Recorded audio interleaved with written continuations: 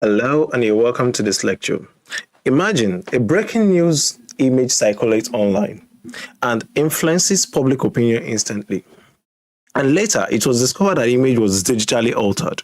The event was real, but the visual evidence was not fully authentic. Think about this. What do you think will be the impact? I'll take that again. A breaking news image circulates online and influences public opinion instantly. And later it was discovered that the image was digitally altered. The event was real, but the visual evidence was not fully authentic. So, what do you think would happen? I want you to think about it. The photographic credibility, how important is it? Put it in the chat. Share with me, what do you think will be the impact of that? Today, we'll be looking at advanced photo editing ethics and visual manipulation. Share with me what you think will happen in a situation where a breaking news image circulates online and influences public opinion almost instantly. And of course, later it was discovered that the image was digitally altered. That is, it was manipulated. The event was real, but the visual evidence was not fully authentic. It has been changed. What do you think will be the outcome of this event? Put it in the chat as I proceed. Now, I want you to focus on certain things. That one, photographic credibility directly affects trust in journalism. Visuals often reach audience faster than text because what people see influences what they process before they even have the time to start reading the context. Now, making them very powerful and, of course, at the same time, vulnerable depends on what they consume. So you're welcome to this lesson, and I hope you enjoy the time here. Let me know that you're here by scanning the QR code and checking in.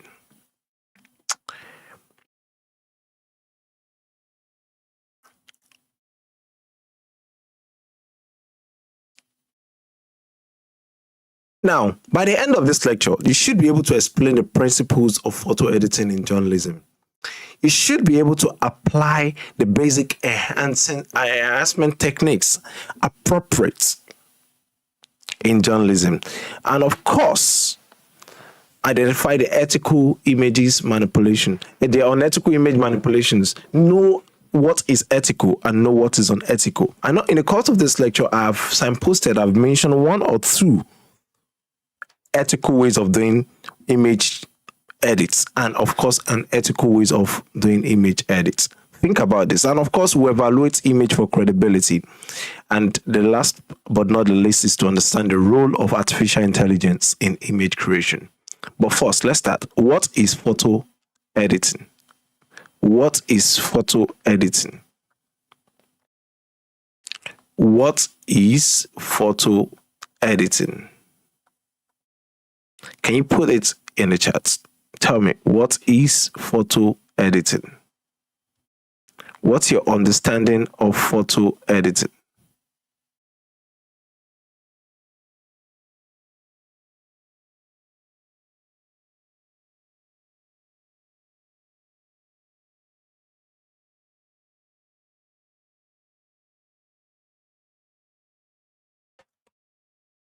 What is photo editing?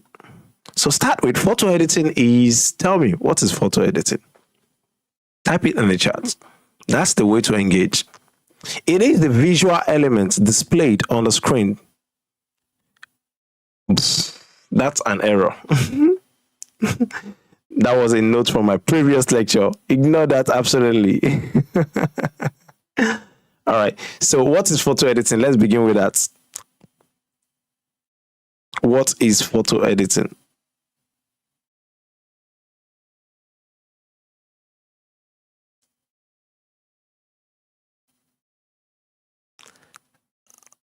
All right. I'm looking out for your comments in the chat.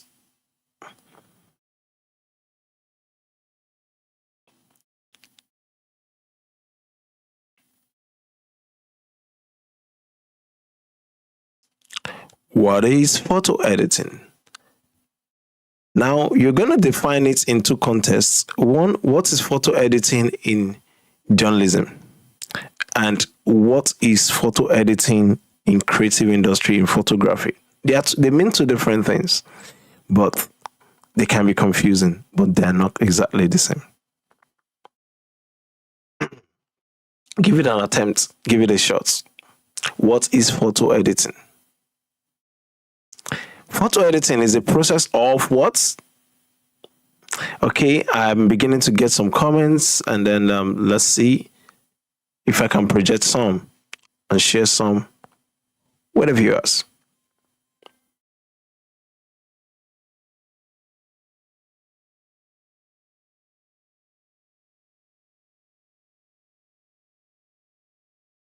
Okay, it is the addition of design elements to improve images and pass information.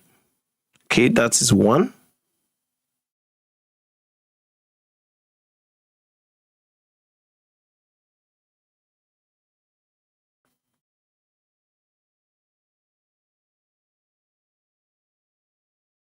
I'm looking out for more comments.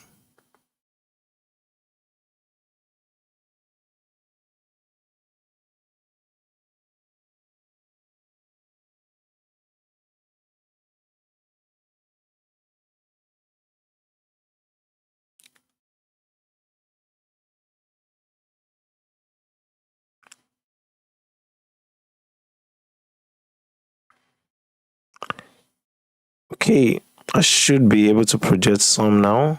Let's see.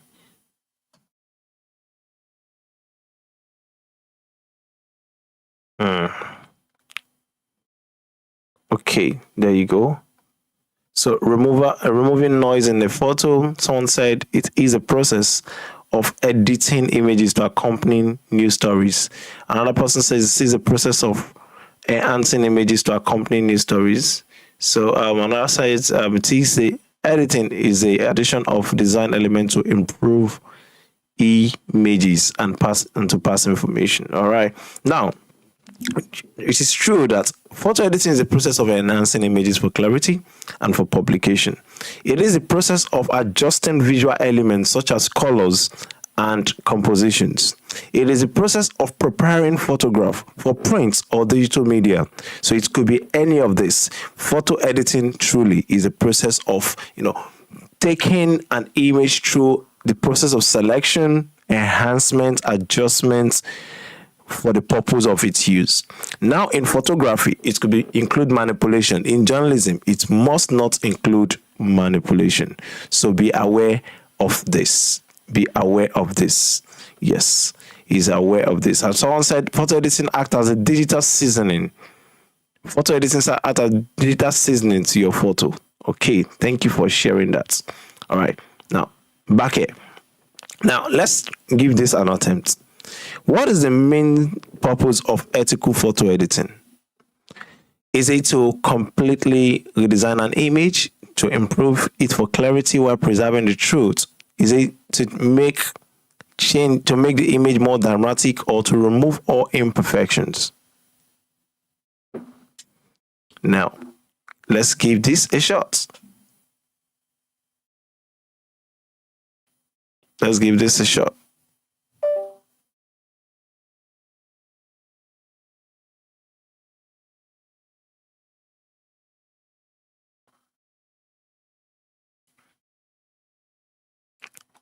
Who is attempting?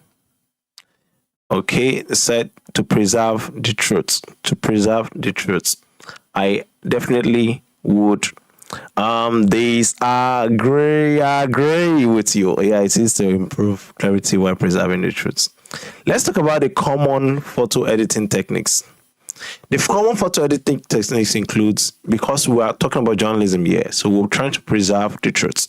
It includes cropping and framing.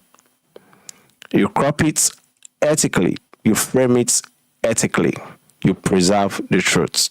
You increase the brightness clearly and reduce it as appropriate, whenever you need to. Perhaps your camera was overexposed, then you increase the contrast or reduce the contrast depending on what adjustment is needed to preserve the reality.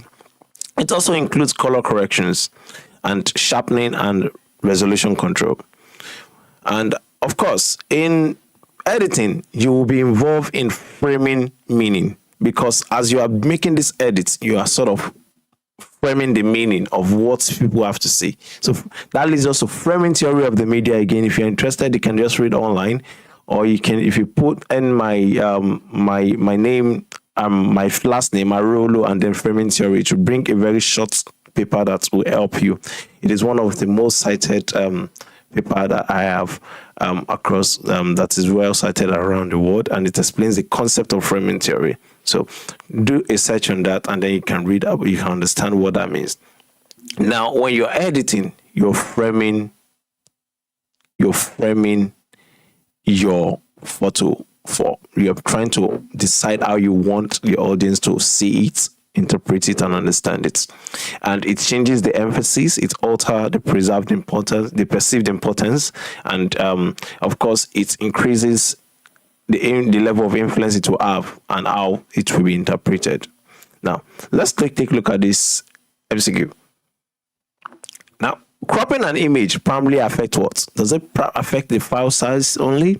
Does it affect the visual framing and interpretation? Does it affect camera resolution, or it affects printing costs? What does it affect? What does it affect?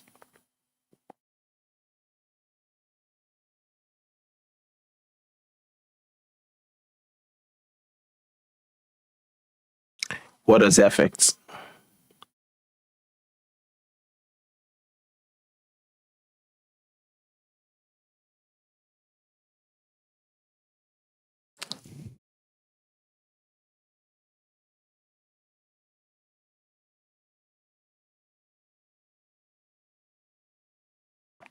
Okay, someone is saying B, visual framing and interpretation. I would agree. Dabrichi Favor, you're correct.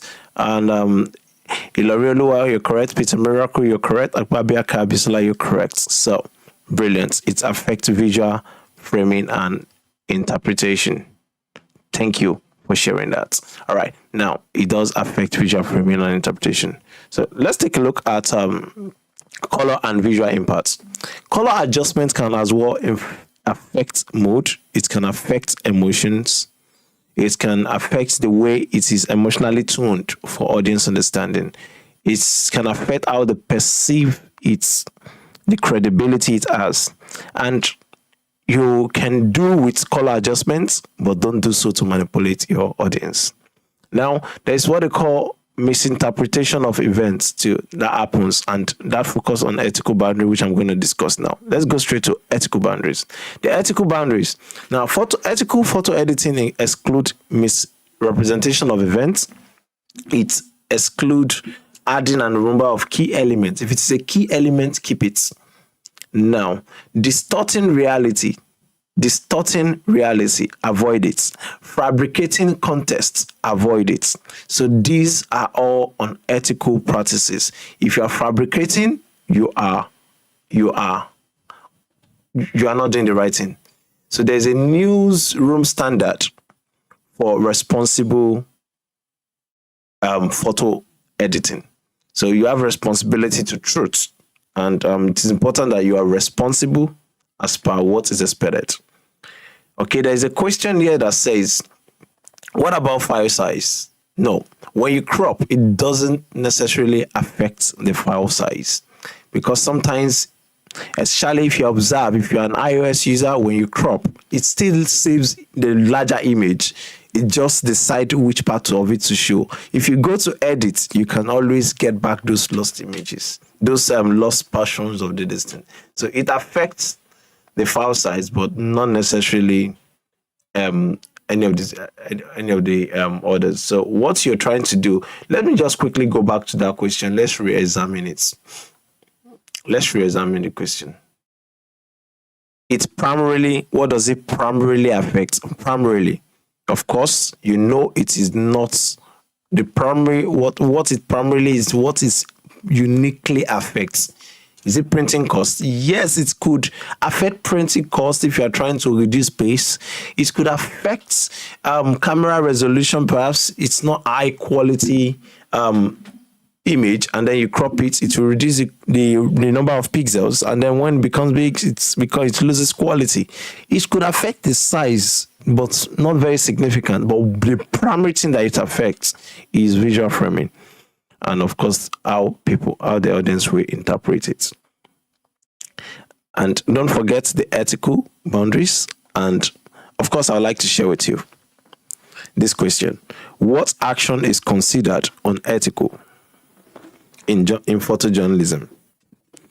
Is it adjusting brightness slightly, cropping for layout, removing an object from an image, or resizing for publication? Which of these?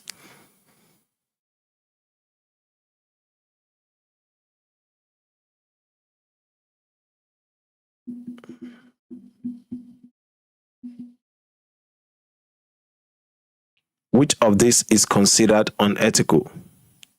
Don't miss the question. Unethical.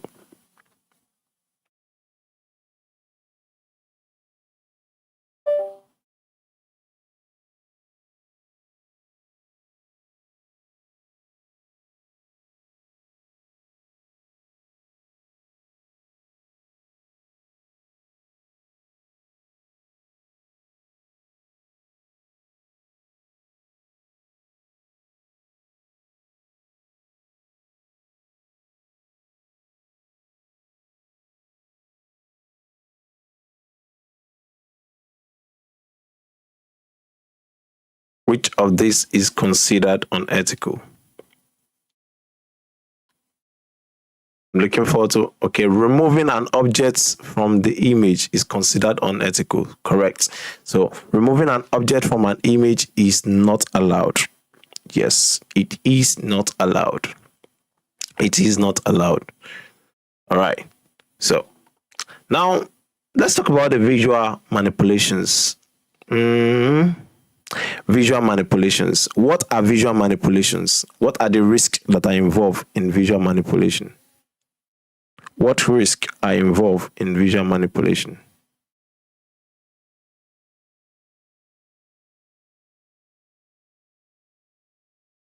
What risks are involved in visual manipulation?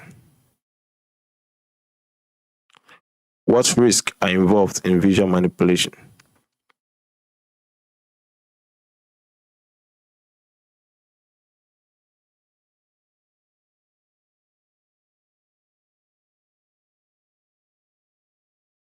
Oh, no. I'm waiting. What risks are involved in visual manipulation? Can you try? I'm going to give you one. Misinformation is one. What other risk can you guess? Think.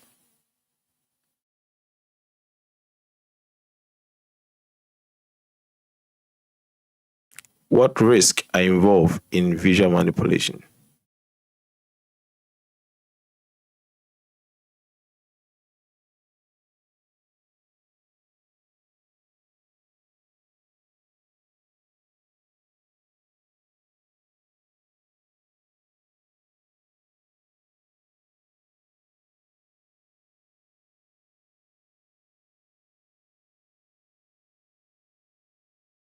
Yes, we have misinformation, which I already wrote. Now, another one is distrust. Yes, that's another good example. So, what other risk are involved in visual manipulation?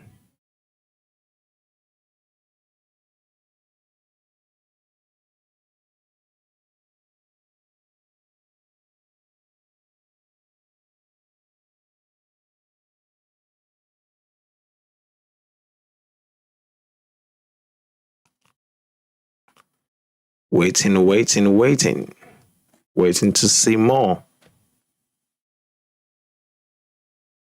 All right. Misinterpretation, that is correct. Misinterpretation, distrust of the media, misinterpretation of the image. Yes, yes, correct. Lovely. So Now we know this. We know this, and then let's move on. So loss of public trust is another thing. Misleading narrative. Misleading narrative is another thing that it's just easy to do. Once the image is wrong, the interpretation will be wrong. Yes. There are legal consequences. Yes. Brilliant. Peter Miracle, that is brilliant. Now, Oluwagbemi just said, gives people a bad impression about someone. Distortion of truth and loss of trust. Fraudulent acts and scams. These are all good examples. Thank you for your activeness. All right. Now, it leads to viral spread and false visuals. Yes.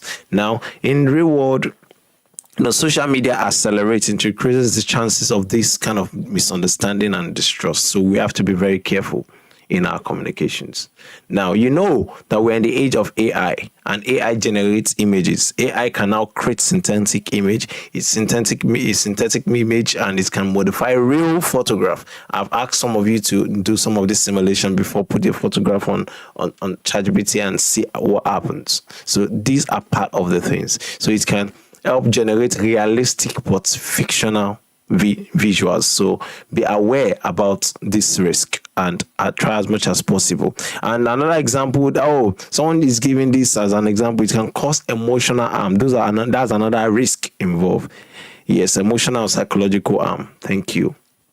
I can imagine you posting a photograph of a plane crash, and for a family and a particular airline has just left, and it is connected to certain families. Once they see the airline, they can identify and say, my family, my relative is there. And you post an image quoting all of the sources, and it is false. It can cause a very disturbing situation. That's an example of an emotional or psychological harm. Thank you.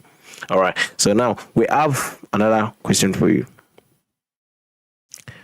A major artificial intelligence, a major risk of AI generated images in journalism is what? Is a high cost of living, loss of storage space, difficulty in verifying authenticity, or reduced color quality? What?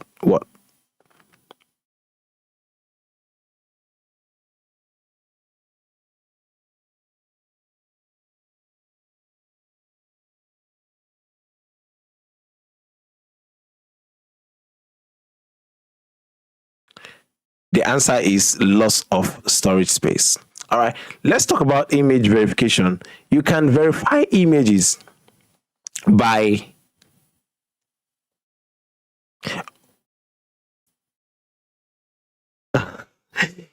absolutely. The answer is not that. And are you following? Good. I thought you guys were not following. There you go. So what will be our answer? Difficulty? Majority speaking difficulty. Yes. Why? Can you explain to me why? Why that?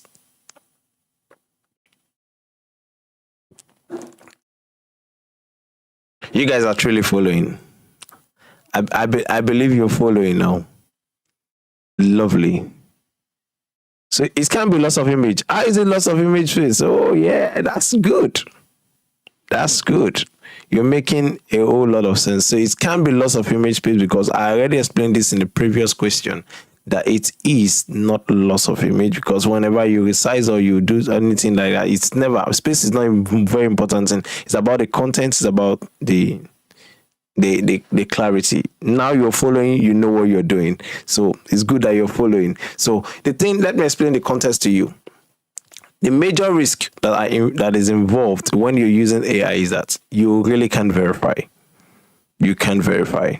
So it is not high printing costs, does not have anything to do. Loss of image storage space does not have anything to do with it. Difficulty in verifying authenticity is, yes, it is the answer. It's not about color quality. So the answer is truly difficulty in verifying authenticity.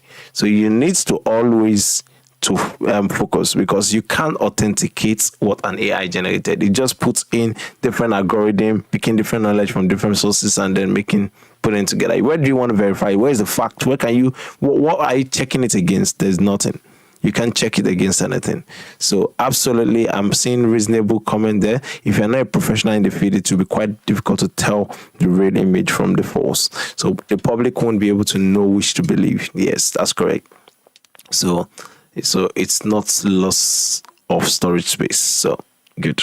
So please follow and follow attentively. All right. Now let's talk about image verification. Image verification, how do you verify images? You check out for the metadata. You understand? Metadata. When was it first shot? You know, how many of you have you take photograph on your phone and then it has a timestamp of the date it was created. It has a timestamp of when it was last modified. These are called metadata. Metadata. Yeah, these are data that tells us the history of things. So when you post it online for the first time, the internet keeps a metadata. You understand? So, and someone said AI generated images can look extremely real. Oh, I'm looking at that. I think I lost that comment. Was it deleted? Oh, yeah. It has been deleted. So it's all right. So we'll come back there. Yeah, that I was gonna read out the comment. If you can post it again, that would be great. Okay. Now, when you upload an image on Facebook, anywhere on the internet, it's take note of the time that you uploaded it. When you edit it, you crop it, it takes note of the time. When you edit any content, you will notice that the UI, user interface, will tell you edited. You understand? So it's in the back end on the database on the server, it records the time of edit too. So everything is verifiable. So when you upload it on reverse image search online, you are able to trace if that image has existed before. If there was no existence and there is no connection to existing reality, you really can't say for truth that this truly exists. So you can cross-reference sources to know if things actually happened or not. Confirm the time and of course the location. Now I want to give you this. Now you are to take photograph of newsworthy happenings around you. Very easy is a fix, and then or in some instances, if at all, I may provide you images from a breaking news scenario. So select a publishable image out of the ones you took or out of the one that is provided. Apply ethical editing on your mobile phone, yes, and identify the manipulated visuals among all of the stuff you have. Amongst the stuff, upload at least one. If you took it, upload one to ChatGPT, mix it up, and then do some simulation, exchange with somebody, and ask them to identify, to select, and of course identify. Pick a peer. Just pick anybody among your group now, and then pair yourself up and do that task so that you will have a knowledge of how it looks like. Give feedback to one another, and tell each other the truth. Okay. And of course, justify your editorial decision and why you have chosen what you've chosen, or what you've selected, what you've selected. Yeah. Okay. All right. Now let's take a look at this. The most important principle in editorial image selection is what? Is it aesthetic appeal? Is it file size? Is it ethical accuracy? Is it brightness? What is the most important principle? What is the most important principle?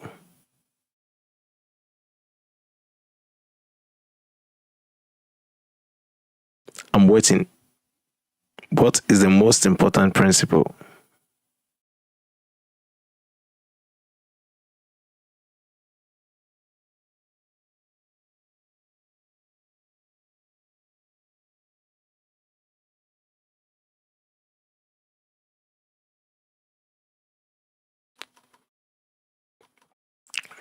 Okay, someone said difficulty in verifying. No, that's not it. That's okay. Someone says accuracy says accuracy. Accuracy. Many says accuracy, and yes, it is ethical accuracy. Thank you. All right, now, so I want to put this question before you. I want you to think about it. When does photo editing becomes misinformation? When does it become misinformation?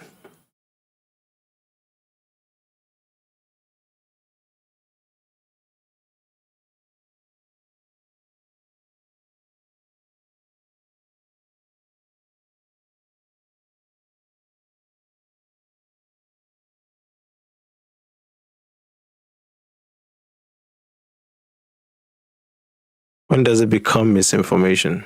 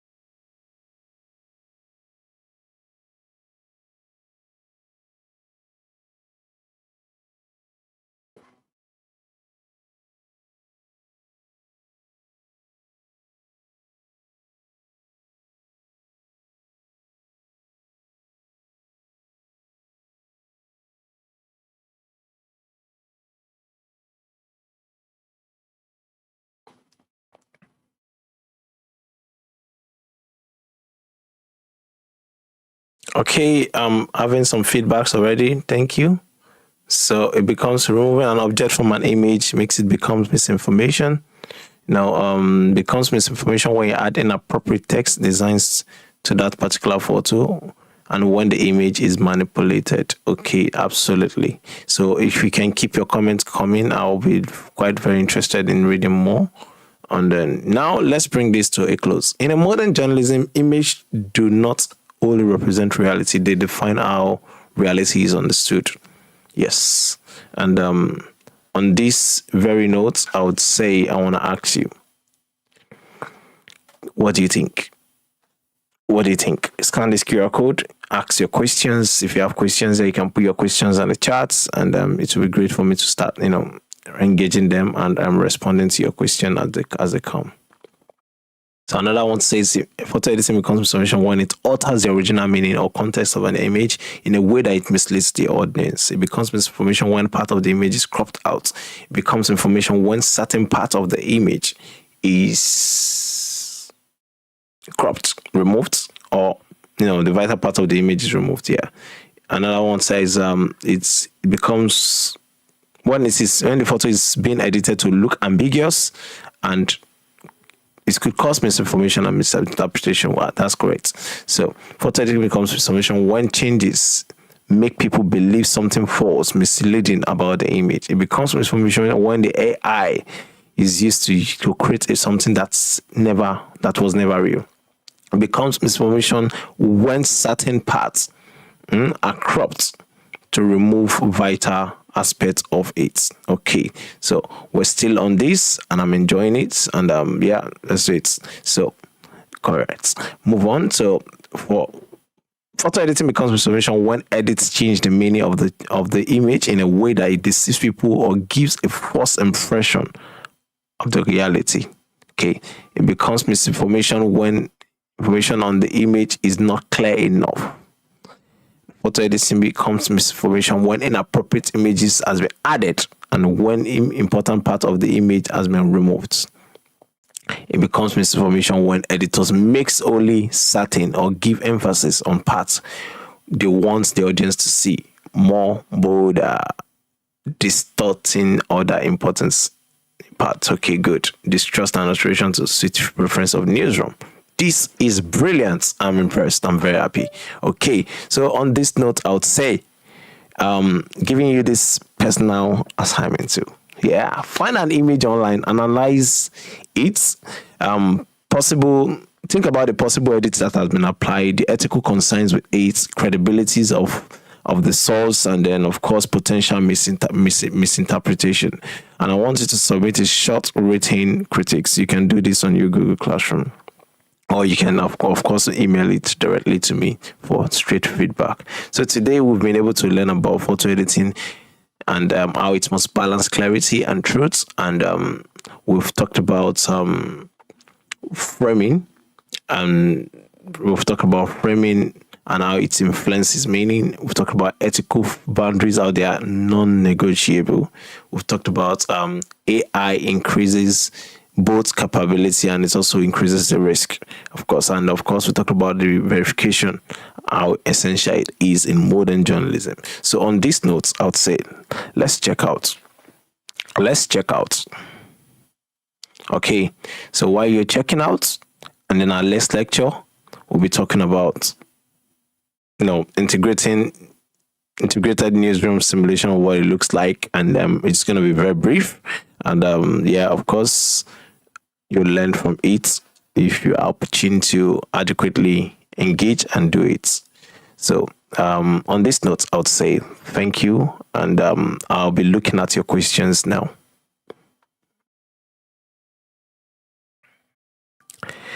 All right, let's consider some of the questions I've got.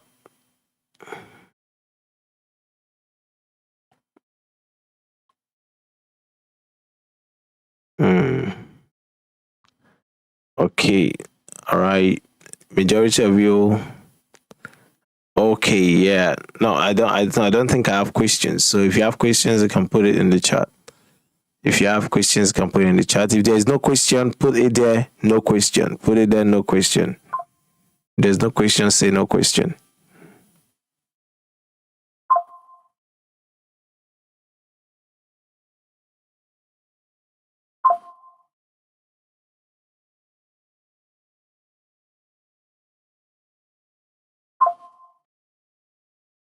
All right. So I'm looking at the chat of the feedback now, and it's quite interesting, and I wouldn't mind sharing my screen to see it and to see how we are doing.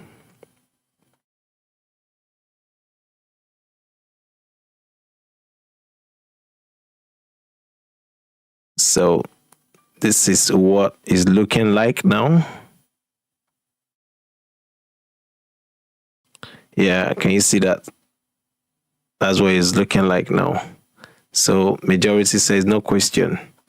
So I can see, thank you for your feedback. It's looking good, and I'm happy to see this.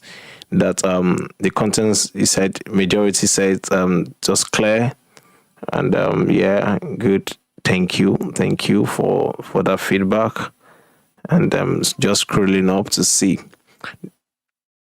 was it engaging? Yeah, majority said it was engaging. Thank you for your feedback. I hope this continue to improve over the time.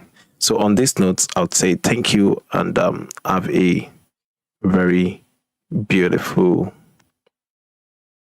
weekend. Bye bye.